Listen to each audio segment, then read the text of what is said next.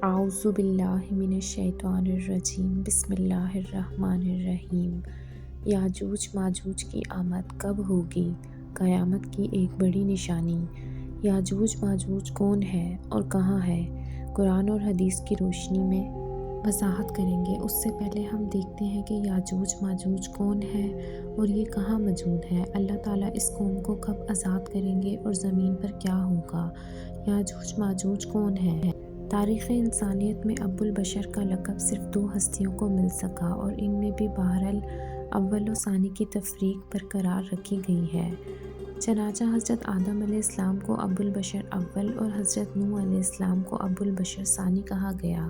طوفان نوح علیہ السلام کی ہمہ گیری کے بعد سفینہ نجات پر سوار ہو کر حفاظت خداوندی میں آنے کا سب سے بڑا ذریعہ حضرت نوح علیہ السلام ہی تھے۔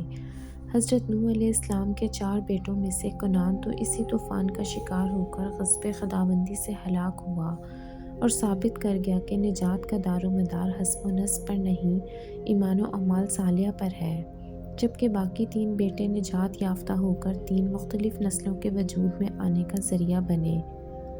سام کو ابو العرب کا خطاب ملا، حام کو ابو السودان کے نام سے متعارف ہوئے، یافس الباطرک کے خطاب سے مشہور ہوئے۔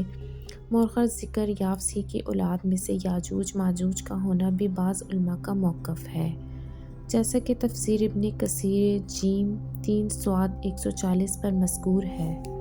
اور اتنی بات تو بہرحال طے ہے کہ یاجوج ماجوج کسی طاقت و یامر و عقل طبیعت ہستی کا نام نہیں، بلکہ یہ بھی انسانوں کے 2 گروہ ہیں جن کا نسبی تعلق حضرت نوح علیہ السلام کے صاحبزادے یافس سے جڑتا ہے۔ یاجوج ماجوج کے بعد ذوالقرنین نے ان کو روکنے کے لیے جو دیوار بنائی وہ کس چیز سے بنائی اور آج وہ دنیا میں کس جگہ واقع ہے؟ اس میں کوئی شک نہیں کہ یاجوج ماجوج بنی آدم میں سے 2 بڑی قومیں ہیں۔ سورہ کہف میں ذوالقرنین کے قصے پر نظر دوڑانے والے کو اس بات کا قطعی علم ہوگا کہ یہ دونوں قومیں موجود ہیں، اور جو دیوار بنائی گئی ہے وہ کوئی خیالی اور منوع نہیں بلکہ حقیقی اور حسی ہے، جو کہ لوہے اور پگھلے ہوئے تانبے سے بنائی گئی۔ اللہ تعالیٰ نے اس کی تفصیل بیان کرتے ہوئے فرمایا، حتیٰ کہ جب وہ 2 دیواروں کے درمیان پہنچا تو ان دونوں کی دوسری طرف ایسی قوم پائی جو کہ بات کو سمجھنے کے قریب بھی نہ تھے۔ انہوں نے کہا، اے ذوالقرنین، یاجوج ماجوج اس ملک میں بہت بڑے فسادی ہیں، تو کیا ہم آپ کے لیے کچھ خرچ کا انتظام کر دیں اس شرط پر کہ آپ ہمارے اور ان کے درمیان ایک دیوار بنا دیں؟ اس نے جواب دیا کہ میرے اختیار میں میرے رب نے جو دے رکھا ہے وہی بہتر ہے، تم صرف قوت اور طاقت سے میری مدد کرو، میں تمہارے اور ان کے درمیان ایک مضبوط روک اور دیوار بنا دیتا ہوں۔ مجھے لوہے کی چادریں لا دو، یہاں تک کہ جب ان دونوں پہاڑوں کے درمیان برابر کر دی تو حکم دیا کہ تیز آگ جلاؤ۔ جب لوہے کی چادریں آگ ہو گئیں تو فرمایا، پگھلا ہوا تانبا لاؤ تاکہ اس کے اوپر ڈال دوں، تو ان میں نہ تو اس دیوار پر چڑھنے کی طاقت تھی اور نہ وہ اس میں کوئی سوراخ کر سکتے تھے۔ ذوالقرنین کہنے لگے، یہ میرے رب کی مہربانی ہے، ہاں جب میرے رب کا وعدہ آئے گا تو اسے زمین بوس کر دے گا، بے شک میرا رب وعدے کا سچا اور حق ہے۔ اور اس بات کی دلیل ابن ماجہ کی مندرجہ ذیل صحیح حدیث کہ یہ امت اب بھی موجود ہے، بلکہ وہ روزانہ اس کوشش میں لگی رہتی ہے کہ وہ یہاں سے لوگوں پر نکل جائے۔ حضرت ابو ہریرہ رضی اللہ تعالیٰ عنہ بیان کرتے ہیں کہ نبی اکرم صلی اللہ علیہ وآلہ وسلم نے فرمایا، بے شک یاجوج ماجوج اسے روزانہ کھودتے ہیں، حتیٰ کہ جب وہ اس سوراخ سے سورج کی شعاعیں دیکھتے ہیں تو ان کا سردار کہتا ہے کہ واپس چلو، باقی کل کھودیں گے، تو اللہ تعالیٰ اسے پہلی حالت سے بھی سخت کر دیتا ہے، حتیٰ کہ جب ان کی مدت پوری ہو جائے گی اور اللہ تعالیٰ چاہے گا کہ انہیں لوگوں پر بھیج دے تو وہ اسے سوراخ کریں گے، حتیٰ کہ جب وہ اس سوراخ سے سورج کی شعاعیں دیکھیں گے ان کا سردار کہے گا، واپس چلو، تم باقی انشاءاللہ تعالیٰ کل کھودو گے۔ جب وہ واپس آئیں گے تو اسی حالت میں ہوگی جہاں وہ چھوڑ کر گئے تھے۔ وہ اس میں سوراخ کر کے لوگوں پر نکل آئیں گے تو وہ سارے پانی کو جذب اور خشک کر جائیں گے، اور لوگ ان سے بچنے کے لیے اپنے قلعوں میں قلعہ بند ہو جائیں گے، تو وہ اپنے تیر آسمان کی طرف چلائیں گے تو وہ تیر خون آلود ہو کر ان پر واپس آئے گا، تو وہ یہ کہنا شروع کر دیں گے کہ ہم زمین والوں پر غالب آ گئے اور آسمان والوں پر بھی غلبہ کر لیا۔ تو اللہ تعالیٰ ان کی گدی میں ایک کیڑا پیدا فرمائے گا، تو اس سے انہیں قتل کر دیا جائے گا۔ رسول اکرم صلی اللہ علیہ وآلہ وسلم نے فرمایا، اس ذات کی قسم جس کے ہاتھ میں میری جان ہے، بے شک زمین کے جانور موٹے اور ان کے جسم بھر جائیں گے، یعنی چربی سے بھر جائیں گے۔ قرآن مجید میں یاجوج ماجوج کا تذکرہ۔ قرآن مجید میں یاجوج ماجوج کا ایک تذکرہ سورۃ الانبیاء میں آیا ہے، اور جس بستی والوں کو ہم نے ہلاک کر دیا مجال ہے کہ رجوع کریں، رجوع نہیں کریں گے یہاں تک کہ جب یاجوج ماجوج کھول دیے جائیں، وہ ہر بلندی سے تیزی سے اتر رہے ہوں۔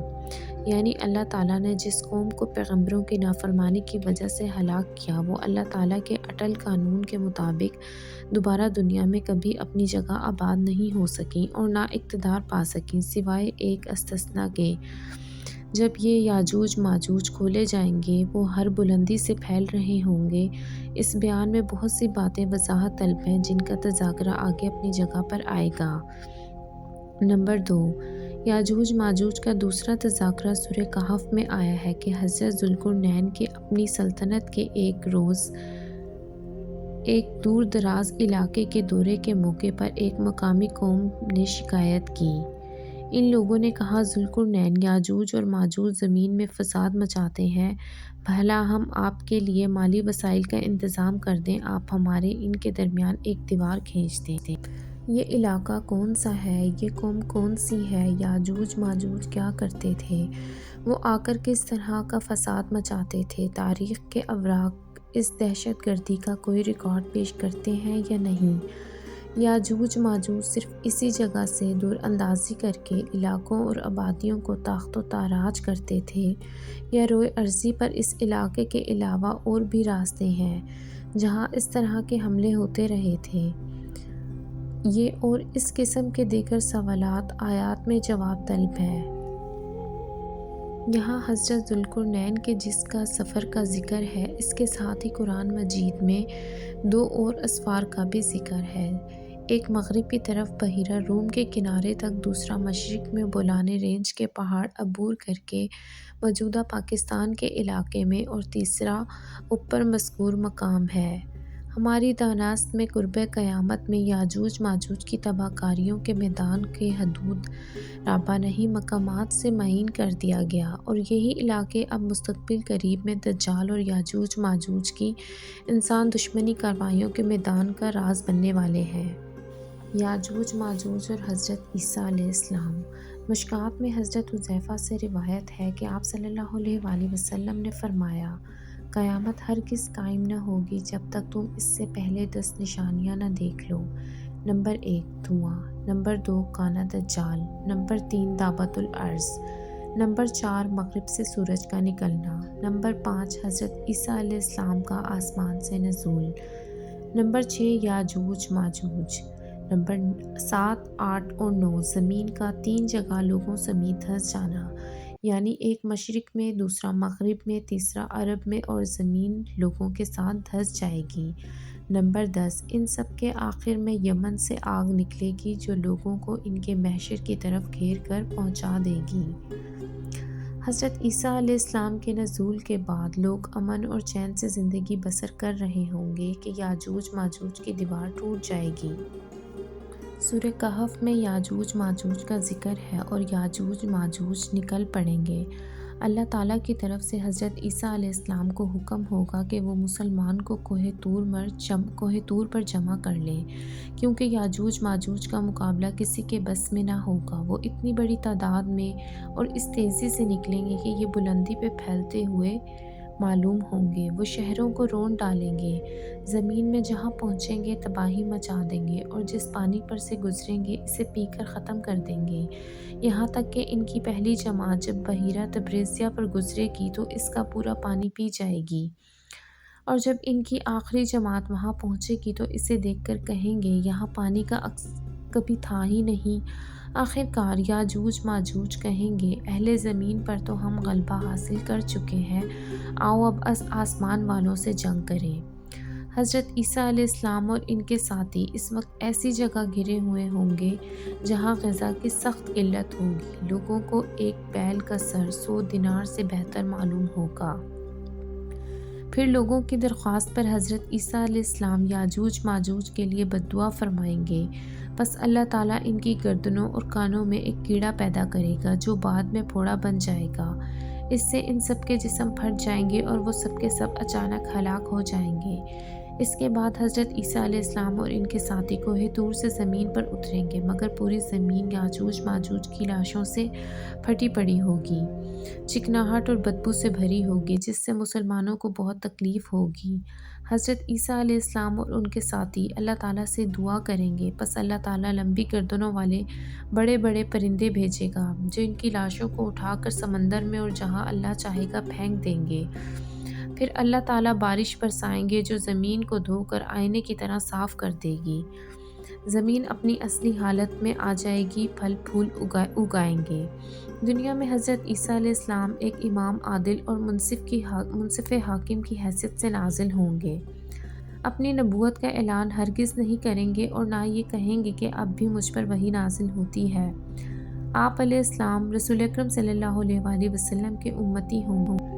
ان کی شریعت پر خود بھی عمل کریں گے اور دوسروں کو بھی اس کی تلقین کریں گے۔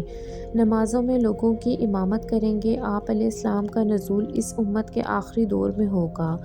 دنیا میں نازل ہونے کے بعد آپ 40 سال تک قیام کریں گے۔ اسلام کی ابتدائی دور کے بعد یہ بہترین دور ہوگا۔